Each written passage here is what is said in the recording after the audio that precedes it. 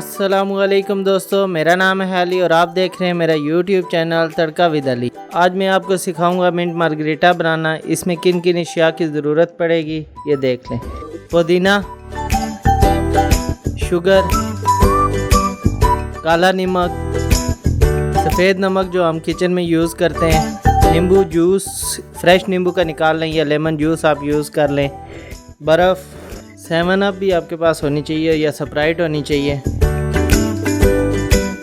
सबसे पहले हम इसमें शामिल करेंगे पुदीना, उसके बाद हम इसमें शामिल करेंगे 3 टेबलस्पून शुगर, इसके बाद हम इसमें शामिल करेंगे नमक 2 टीस्पून, उसके बाद हम इसमें शामिल करेंगे बर्फ़ के बाद इसमें हम शामिल करेंगे लेमन जूस 1/2 कप। आप लेमन जूस भी इस्तेमाल कर सकते हैं या फ्रेश लेमन का जूस निकाल लें। इसके बाद इसमें हम शामिल करेंगे 7 अप या स्प्राइट, कोई भी चीज़ हो आपके पास शामिल कर सकते हैं आप। हम 7 अप शामिल करेंगे, 1/2 लीटर तकरीबन 7 अप इसमें होनी चाहिए। ये हम 2 गिलास बना रहे हैं।